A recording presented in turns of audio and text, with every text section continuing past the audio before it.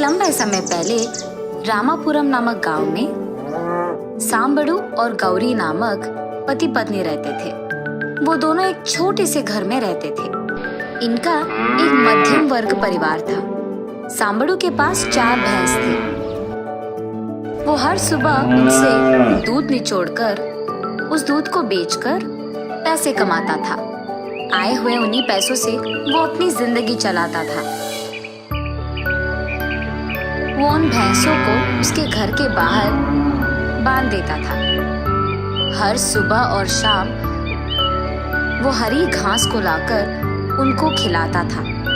ऐसे ही एक दिन जब वो अपने भैंसों को घास खिला रहा था, एक गाय कहीं से आकर वहां मौजूद घास को खाती है। और क्योंकि सांबड़ू को जानवरों से बहुत प्यार था, उस गाय को देख वो सोचता है कि बेचारी भूखी होगी, इसीलिए उस गाय को कुछ नहीं कहता है।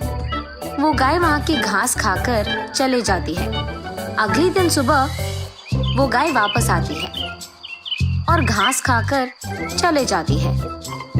ये देख सांबड़ू की पत्नी गौरी उससे ऐसे कहती है, सुनिए, वो गाय हर रोज हमारे पास घास क्यों खा रही है?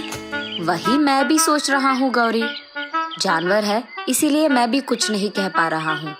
ठीक है जी, लेकिन आपको पता है ना, गाय का दूध सेहत के लिए बहुत अच्छा होता है, इसीलिए उस गाय का दूध निचोड़ो, हम पिएंगे।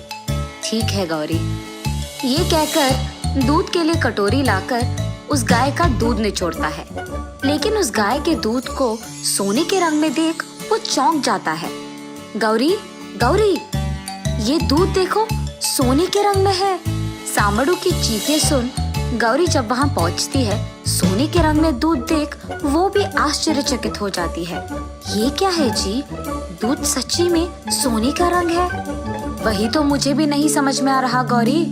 तब वो दोनों उस दूध को लेकर घर के अंदर रसोई घर में उसे उबालने की कोशिश करते हैं। उबालते वक्त वो दूध सांबड़ू और गौरी की आंखों के सामने ही चमकते हुए सोने की गांठ में बदल जाती है। ये देख सांबड़ू और गौरी खुशी और आश्चर्य एक ही साथ महसूस करते हैं। उसके बाद सांबड़ू उस गाय को उसके घर के बाहर बांधकर उसको खाने के लिए घास देकर सो जाता है।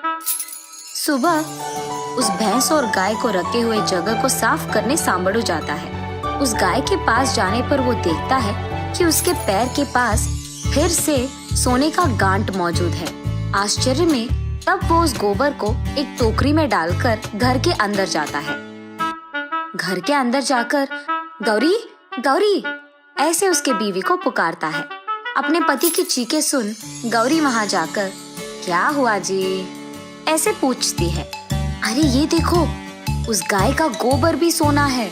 वो देख खुशी के मारे गौरी ऐसे कहती है, सुनिए, शायद हमें इस स्थिति में देख भगवान ने खुद इस गाय को हमारे घर भेजा है। मुझे भी ऐसे ही लगता है गौरी। मैं अब इस सोने को शहर ले जाकर इसको बेचकर पैसे वापस घर ले आता हूँ। सांबड़ू शहर जाकर उस सोने को बेचकर पैसे वापस घर ले आता है। उसके बाद ऐसे ही कुछ दिन सांबड़ू उस सोने के दूध और सोने का गोबर लेकर उसे शहर में बेचकर उन पैसों को जमा करता है। जमा किए उन्हीं पैसों से सांबड़ू और गौरी एक बड़ा घर लेते हैं और इतना ही नहीं, उन जानवरों के लिए भी एक बड़ा सा जगह लेते हैं। ऐसे ही वो उस गाय के दूध और गोबर से आए हुए पैसों को जमाते रहता है सांबड़ू।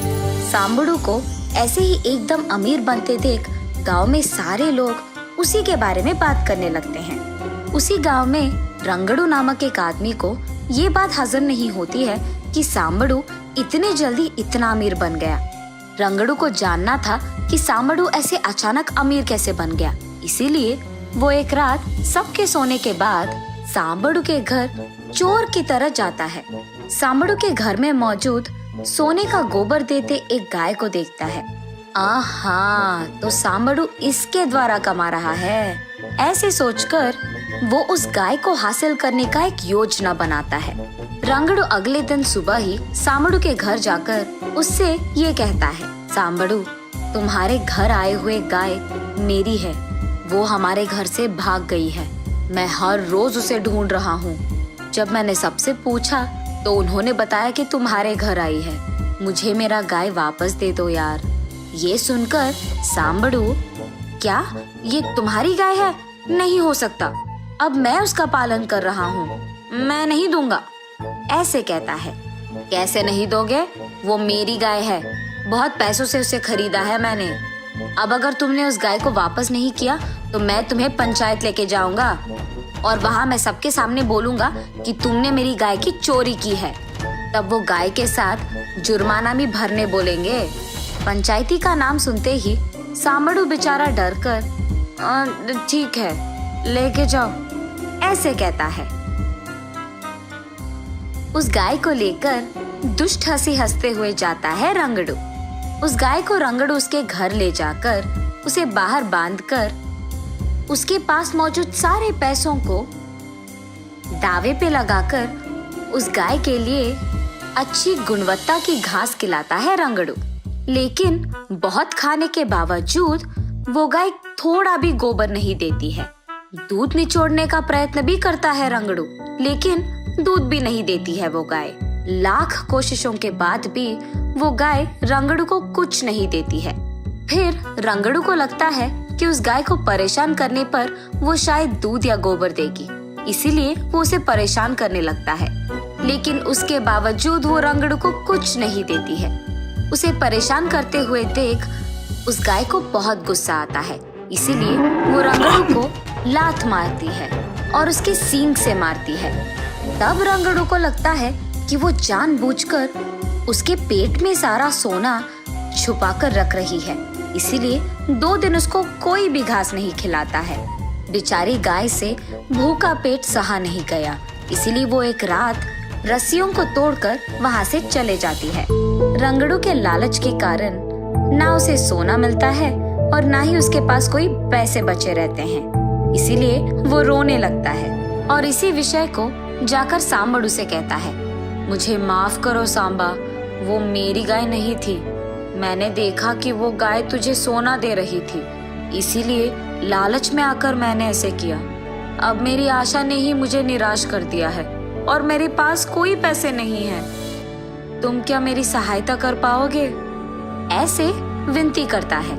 गाय के चले जाने की वार्ता सुन सांबड़ू बहुत निराश होता है। जब वो गाय भूखी थी मैंने उसे खिलाया, इसीलिए उसने मेरी मदद की है।